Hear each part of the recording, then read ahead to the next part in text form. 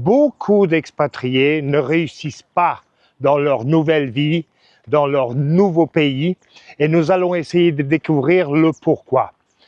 Aujourd'hui, on est à la lagune de Óbidos, sur la Côte d'Argent, donc vous allez découvrir un petit peu en même temps. Allons-y.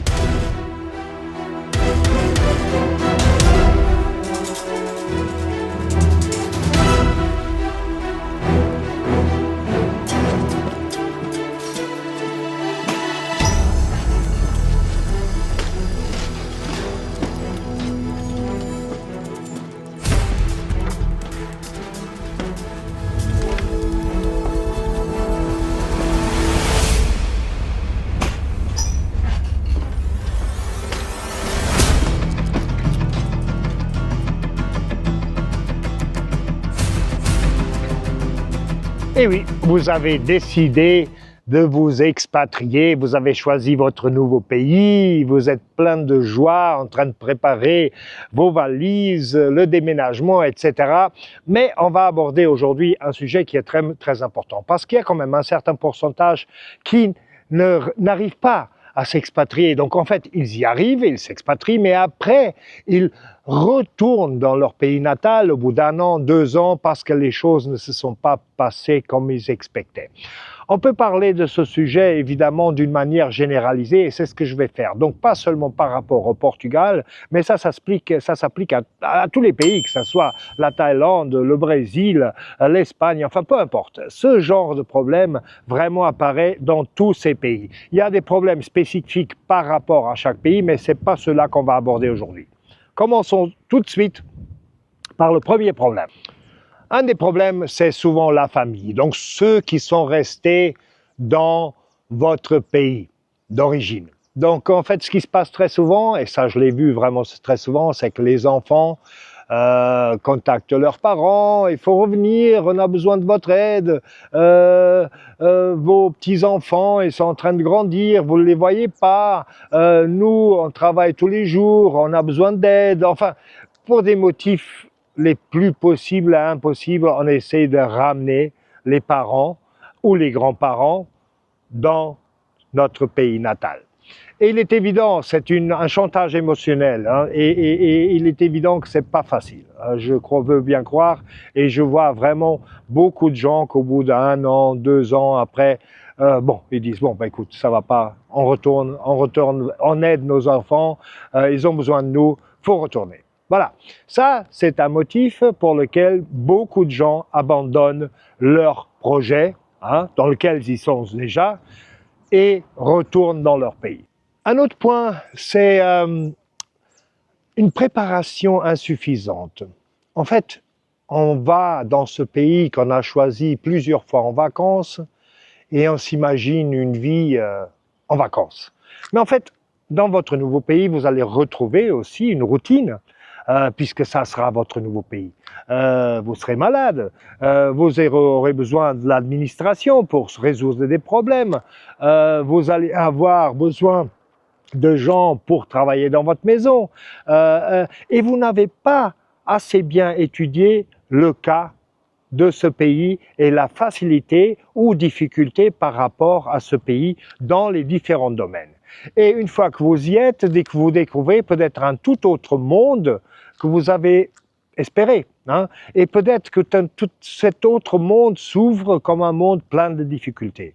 Il est évident qu'en restant en Europe, les difficultés seront moindres. Mais une chose est sûre, que si vous allez vers des pays comme la Thaïlande, le Brésil, l'Argentine, le continent africain, enfin, le monde devient un autre.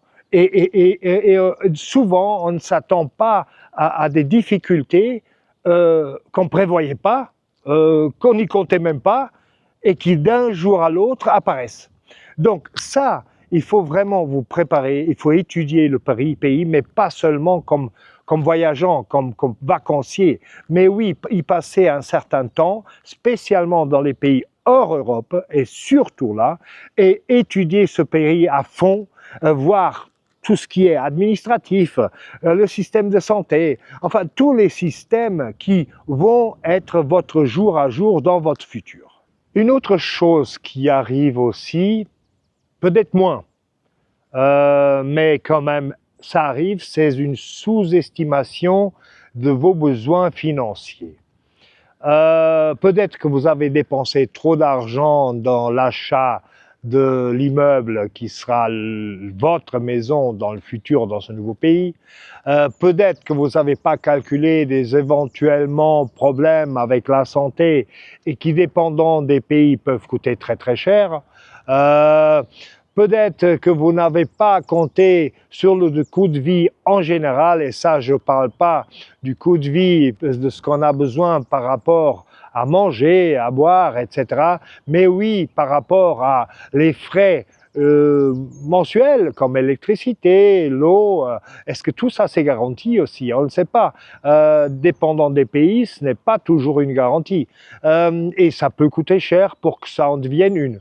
Donc, ce genre de problèmes, donc des problèmes financiers, sont aussi dus à un manque de préparation auparavant. Donc on n'a pas étudié suffisamment bien le pays, on a été loué à une maison ou acheté une maison, ok, on arrive dans le pays et d'un seul coup on découvre ci, ça, qui est beaucoup plus cher qu'on le pensait.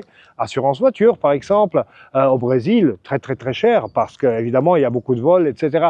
Donc, enfin, il y a beaucoup de ce genre de problèmes qu'on pourrait examiner un par un, mais la vérité est qu'il faut étudier, il faut savoir auparavant dans quoi on se met. Il y a aussi la question de la langue.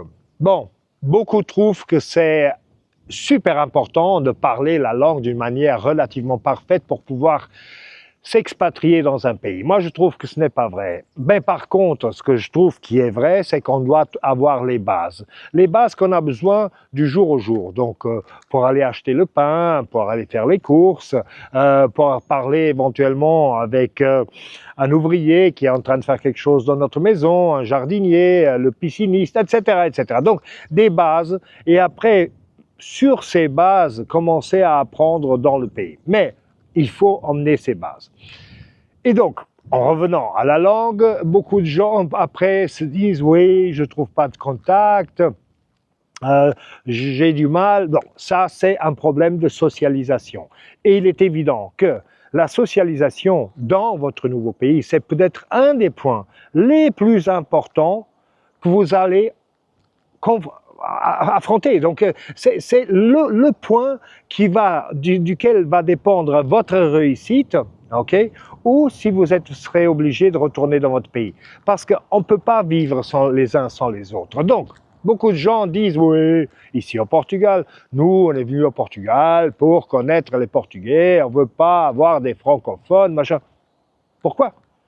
Je veux dire, et s'il y a une communauté francophone, c'est un excellent départ pour s'intégrer dans son nouveau pays, éventuellement avoir de l'aide, pouvoir demander des renseignements, comme tu as fait, qu'est-ce que j'ai besoin, est-ce que celui-là il est bon, est-ce que celui-là il est mauvais. Donc c'est un excellent départ. Et à partir de là, commencez à construire votre vie sociale. Okay? Donc s'il y a par exemple des associations de francophones ou des clubs et tout ça. Bon, évidemment, beaucoup de gens disent « Non, moi, j'ai jamais fait partie de ça dans ma vie, je vais pas commencer maintenant. » Par exemple, au Portugal. Mais pourquoi? Pourquoi pas commencer? Commencer à trouver des gens qu'on trouve intéressants et une fois qu'on a construit un petit peu une ambiance autour de soi avec des nouveaux amis, etc., bah, quitter l'association. Ça, je suis tout à fait d'accord. Mais il faut surtout pas refuser les personnes qui sont de votre pays ou qui parlent la même langue, ok? Parce qu'il est important que vous puissiez socialiser. D'avoir une super belle maison avec une piscine superbe, avec une vue extraordinaire, machin truc, ça va vous compléter seulement pendant 1 ou 2 ans. Donc au départ, vous allez faire le jardin, vous allez faire des transformations dans la maison, vous allez faire ci, vous allez faire ça, jusqu'à votre maison soit parfaite. Et après, vous vous retrouvez tout seul, parce que ça fait 1 an ou 2 ans que vous travaillez dans votre maison, vous n'êtes jamais sorti avec personne, et qu'est-ce que vous commencez à faire? Bah, peut-être à boire, hein, et à boire beaucoup. J'en connais beaucoup, hein, vous allez rire, mais j'en connais beaucoup. Hein. Donc, socialisation est la mot-clé. Il faut absolument socialiser. Quand vous allez au supermarché et que vous entendez à la caisse à côté que quelqu'un parle français, « Ah bonjour, vous êtes français aussi ?»« Non, on est suisse. »« Ok, d'accord, madame, ça fait longtemps que vous vivez ici. » Tout ça, il faut le prendre, ok? Il faut le prendre dans votre pays, c'est important. Et vous allez voir que les expatriés, hein, qui ont fait ce pas, c'est un genre d'une élite. C'est comme si c'était une élite. Donc les gens se sentent spéciaux. Et il est facile de les aborder, hein, parce qu'ils sont dans la même situation que vous. Et souvent, ils ont aussi le même état d'esprit que vous, hein. Donc, beaucoup plus facile de trouver des amitiés que dans votre pays natal. Ça, je vous garantis. D'ailleurs, j'ai beaucoup d'expatriés francophones qui me disent, écoute Antonio, moi, en France ou dans un pays, j'ai jamais eu une vie sociale tant remplie que je l'ai ici au Portugal. Ici, on se rencontre, on sort tous les jours, on prend l'apéro, on fait une bouffe chez l'un, on fait une bouffe chez l'autre, donc j'ai plus le temps de rien faire à la maison. Et ça, c'est bien. Parce que c'est ça que vous recherchiez. Vous recherchiez du calme, vous recherchez avoir de la joie, de se rire, de connaître du monde nouveau. C'est ça. Donc, il ne faut pas aller de l'autre côté et vous enfermer dans votre quatre murs et ne rien faire du tout, parce que ça, c'est la pire erreur que vous pouvez faire. Et là, on aborde un sujet qui est très important, parce qu'en fait, et ça, encore une fois, ça concerne tous les pays. Si vous avez décidé de vous expatrier, hein, et que vous arrivez dans votre nouveau pays, moi je parle du Portugal, beaucoup de choses vont changer. En premier lieu, la mentalité des gens et la manière comme les choses fonctionnent. Ce qu'il ne faut surtout pas faire, peu importe si ça soit des francophones, des Allemands, des Hollandais, ce qu'il ne faut surtout pas faire, c'est de venir avec votre sac à dos rempli de vos traditions et essayer de les installer ici, au Portugal dans ce cas-là. Mais dans n'importe quel pays, ça serait la même chose. Donc il ne faut pas venir avec des phrases « oui, bah, chez nous, ça se ferait comme ça ». Oui, non, mais écoute, moi, cette qualité-là, mais ça, on ne le fait pas chez nous. Ou alors, chez nous, ça serait beaucoup plus vite. Montez sur vos grands chevaux dans votre pays, ça vous ne ramènera à rien, ça vous emmènera nulle part et vous n'aurez que des mauvais regards et vraiment pas beaucoup d'amitié. Croyez-moi, ça ne fonctionne pas. Ça peut être un peu partout. Si vous allez à l'administration publique du Portugal est connue pour être une administration lente, bureaucratique. Bon, très honnêtement, je connais différents pays européens parce que j'y ai vécu et je vois pas que le Portugal soit pire au mieux que les autres. À l'heure actuelle, donc 2025, je trouve que tous les pays, par rapport à ça, sont plus ou moins la même chose. Il peut y avoir des petites exceptions, mais sinon, la bureaucratie, en ce moment, c'est partout la même situation en Europe. Et hors Europe, bon, la bureaucratie, elle existe, simplement là, beaucoup de pays, elle fonctionne même pas. Okay? Il y a des pays où ça fonctionne, je dis pas le contraire, mais c'est long aussi. Hein? Donc voilà. Donc, mais où je veux en venir, c'est que si vous arrivez ici pour taper sur la table et dire « oui, mais moi je veux ça et ça », et en plus exiger que la personne derrière le guichet parle votre langue, vous avez perdu. Vous avez perdu, vous allez battre tout le temps contre un mur. Donc c'est pas ça. La mentalité des gens dans le sud est une mentalité plus calme, plus lente. Donc il faut s'adapter à ça. Moi je me rappelle quand je suis revenu au Portugal il y a 30 ans en arrière, je faisais pendant 2 heures la file, hein, vraiment la file à la banque pour pouvoir déposer un minable chèque. Pendant 2 heures. Et pourquoi? Parce que les gens parlaient au guichet de leurs enfants, leurs petits-enfants, la grand-mère, la belle-mère, leurs petits problèmes au genou. Enfin bon, ça n'arrêtait pas. Et moi, j'étais là en train d'attendre.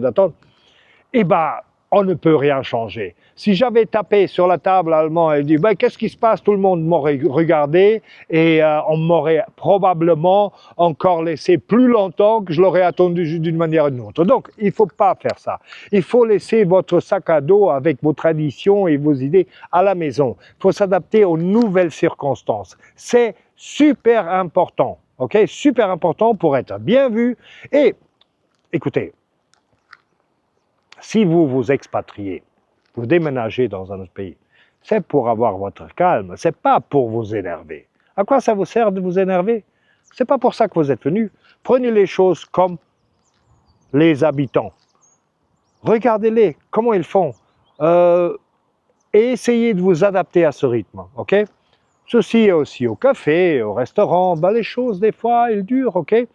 Normalement, pour les francophones, c'est un peu plus facile, au moins ceux qui sont du Sud, c'est un peu plus facile de s'adapter. Mais néanmoins, cette histoire du sac à dos que je vous ai dit tout à l'heure, elle correspond à une vérité, je la vois très souvent et je vois des gens après malheureux qui repartent parce qu'ils ne trouvent pas leur bonheur dans ce pays. Et là, on va partir sur le point de vue professionnel. Il n'y en a pas beaucoup qui viennent au Portugal pour travailler, parce que le Portugal, c'est vraiment pas un pays pour travailler, avec les salaires qu'on paye ici. Mais c'est pas ça. Il y a beaucoup de gens qui viennent, ouah, je vais ouvrir mon petit business là-bas, machin truc, convaincus qu'ils sont les maîtres du monde et que leur business au Portugal ou dans un autre pays va fonctionner à fond, alors que dans leur pays natal, ça fonctionne pas très bien. Écoutez, oui, je dis pas non, il est évident qu'il est toujours très bien de venir avec des nouvelles idées et essayer de réellement de monter un business ou autre chose quelconque dans ce nouveau pays. Mais il ne faut pas venir avec les expectatives qu'on a de notre pays natal. Donc il faut essayer d'analyser auparavant, donc faire une étude de marché de ce que vous voulez faire et si vraiment ce que vous voulez faire s'adapte à ce pays. Il y a certains produits, choses, services qui ne s'adaptent pas ici au Portugal, par exemple, et dans d'autres pays probablement encore moins. Donc, faut pas mettre tout ça dans le même panier. Il faut essayer de faire attention, faire des études de marché, étudier bien la mentalité, est-ce qu'ils sont préparés pour ça, est-ce que le service que je vais leur offrir correspond au prix du marché de mon nouveau pays. Donc il y a tout un tas de choses à examiner et surtout, il ne faut pas se jeter dans l'eau sans avoir eu toutes les informations nécessaires. Parce que ça peut vraiment représenter un des motifs pour lesquels vous allez retourner au bout de 2-3 ans complètement frustré et en plus vous aurez perdu plein d'argent. Et là, je vais parler, évidemment, je suis agent immobilier, donc je vais parler de l'immobilier. Ça ne pouvait pas manquer. D'ailleurs, je vous mets mon email ici en dessous. Je pense que ça va être ici, ok? Et mon WhatsApp aussi, vous pouvez me contacter quand vous voulez. Par email, ça durera peut-être un peu plus longtemps parce que j'ai beaucoup de scams dans mon email depuis que je publie ici mon adresse. Par WhatsApp, je vous réponds dans les 24-48 heures, donc c'est le moyen le plus rapide. Mais si vous n'avez pas de WhatsApp, l'email, ça va très bien aussi. J'ai aussi le Telegram, le Signal, enfin tout ça. Faut rechercher. Sinon, mettez-moi un commentaire ici en dessous. Quel est votre Signal, quel est votre Telegram, et je vous le dirai. Bon. L'immobilier. Donc, et qu'est-ce qu'on peut faire comme erreur? Déjà, auparavant, le problème de l'immobilier, c'est de s'y prendre mal dès le départ. Donc, beaucoup de gens ont cette expérience fantastique et qui veulent faire tout seul. Donc, ils vont aller chercher les petites annonces, acheter directement chez le vendeur, parce qu'ils vont éventuellement économiser une petite part de la commission. Ils vont ne pas vouloir prendre un avocat ou un sollicitateur pour leur aider dans leur démarche, parce qu'ils savent tout faire. Évidemment, ils savent tout faire. C'est leur pays natal. Même dans notre pays natal, on ne sait pas tout faire. Donc, encore moins dans un autre pays. Donc, en fait, ils font tout ça et après, les résultats finaux sont une catastrophe.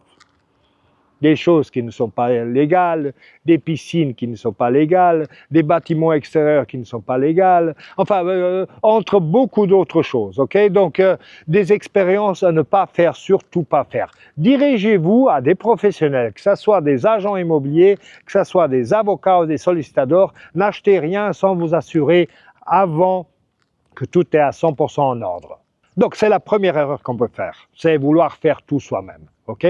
D'ailleurs, ce n'est pas conseillable dans aucun pays du monde d'acheter quelque chose sans vraiment se protéger par derrière, sans savoir qui est l'avocat qui est le meilleur pour m'aider à acheter un bien immobilier. Entre autres choses, vous aurez besoin d'un avocat sur place, éventuellement pour des démarches administratives, etc. Donc, ce sont des gens toujours utiles, il faut aller s'accompagner par les meilleurs. Ce qui ne veut pas dire obligatoirement que ce sont les plus chers. Non, ça ne veut pas toujours dire ça. Les meilleurs, ce sont des gens qui sont spécialisés sur ça et ne sont pas obligatoirement plus chers. Donc, parlons du loyer. Même par rapport au loyer, on peut signer des contrats qu'on n'a jamais voulu signer parce qu'on n'a rien compris. Voyez, on peut accepter des clauses dans ce contrat qui ne sont des clauses qui ne sont pas souhaitables pour vous. Donc même par rapport au loyer, croyez pas que le loyer c'est une sécurité pour vous et que c'est une garantie que tout se passe bien. Non, pas du tout. Vous pouvez découvrir au bout de 6 mois que la maison a plein de problèmes, d'humidité, machin, truc, et que vous voulez sortir le plus rapidement possible de la maison, et après vous allez constater que vous avez signé un contrat de location de 5 ans. Alors maintenant, il va falloir faire quoi? Aller au tribunal? Hein, c'est ça, ça va durer des années. Donc, et sans parler des coûts. Donc, il faut s'assurer que même ça, les loyers, se passent bien. Et pour ça aussi, il faut des professionnels. Okay? Mais maintenant, et ça, vraiment, ce dernier point, pourquoi je parle de l'immobilier? Parce que l'immobilier correspond à une localisation. Okay? Et si on prend par exemple l'Alentejo, ici au Portugal, donc tout ce qui est sud de Lisbonne, okay, c'est chaud. Dans mon âge, j'ai 64 ans, ok? J'aime bien l'Algarve, j'adore l'Alentejo, mais j'aimerais jamais y vivre. J'aimerais jamais y vivre parce qu'il fait trop chaud l'été. Il fait trop chaud pour moi l'été. Moi, je veux bien y aller pendant une semaine, mourir pendant une semaine et revenir après dans ma Côte d'Argent et être bien. Mais il y a aussi des gens, c'est le contraire. Ils achètent à la Côte d'Argent, ils trouvent que les soirées sont trop frais ici et préfèrent après aller dans le sud. Donc, il y a les deux côtés. Il faut examiner aussi votre personnalité. Est-ce que vous tenez vraiment le coup? Moi, comme je vous dis, je suis en bonne santé, mais les grandes chaleurs avec 64 ans, bon, écoutez, de vivre avec l'air conditionné jour et nuit, c'est pas mon truc, vraiment, c'est pas mon truc. Moi, je préfère ça ici. C'est frais, c'est agréable et j'y suis bien. Il y a beaucoup moins de touristes. Donc aussi ça, le tourisme. Il se peut que que vous ayez acheté votre bien immobilier ou vous l'avez loué en plein hiver. Et après, du jour au lendemain, juin, juillet, vous êtes confronté à une masse touristique incroyable que vous n'avez jamais attendue et qui vous choque complètement et vous vous dites non, il faut que je sorte ici, moi j'arrive pas à être ici, j'arrive pas à vivre dans ce stress. Donc, il faut bien choisir sa localisation. Il faut bien aussi se connaître avant de choisir sa localisation. Est-ce que je vais tenir le coup de la chaleur? Est-ce que je vais pouvoir y vivre? C'est pas pour tout le monde, vous comprenez? Donc, un point où aussi les gens, mais là normalement ce qui se passe c'est que les gens au bout d'un an, 2 ans, ils vendent et ils bougent, ils commencent à connaître le pays, ils bougent d'un côté et de l'autre où c'est plus agréable. Malgré tout, il y a aussi des gens après qui ont des problèmes de santé dus à ça, donc dus à aux grandes chaleurs, et qui sont obligés de retourner. Il est évident que je ne vais pas réussir à parler de tous les points, mais enfin, je veux bien que vous me laissiez vos commentaires ici en dessous, hein, d'expériences que vous avez eues, des commentaires gentils et qui sont constructifs, qui aident les autres, qui voient cette chaîne ici, pour pouvoir prendre plus facilement leurs décisions et ne pas faire les mêmes erreurs que vous, peut-être, vous avez fait. Donc, commentez, mais soyez gentils parce que je sais qu'il y a toujours des gens qui ne font que détruire à la place de construire. Et pour ceci, on arrive au dernier point. Okay? Je ne vais pas aller au-delà parce que je pense que je vais faire une autre vidéo plus tard de ce même sujet où on va approfondir d'autres points qui sont importants aussi. Et en dernier point, déjà qu'on a parlé de la santé, évidemment la santé, ça c'est un grand problème. Quand on arrive à avoir, je ne sais pas moi, 75, 80 ans, on commence à avoir les petits bobos, les grands bobos, des problèmes de santé plus graves, etc. Je comprends tout à fait qu'on ne veut pas être soigné dans un hôpital où les personnes ne parlent que, dans ce cas-là ici, le portugais. Et ce n'est pas une question de bon ou mauvais service, c'est une question de ne pas se sentir à l'aise dans une chambre d'hôpital, dans un lit d'hôpital, et autour de nous, on parle dans une langue étrangère. Même si le médecin parle notre langue, on ne s'y sent pas bien. Donc ça aussi, c'est un motif souvent. Donc c'est pas la qualité du service, souvent. Hein. C'est aussi l'intégration. Enfin, avec un certain âge, on préfère être soigné autour de notre famille, avec notre famille et dans notre pays natal. Mais ça arrive souvent seulement au bout de 10, 15 ans, etc. Donc c'est pas quelque chose qui est un des points, à moins que une personne devienne malade au bout des premières 2 années, là oui. Okay? Bon, votre Tony du Portugal. N'oubliez pas à commenter votre, comme ça là, et abonnez-vous et la sonnette s'il vous plaît, pour être avisé quand je mets une nouvelle vidéo. D'accord? Votre Tony, merci. Au revoir. Au revoir.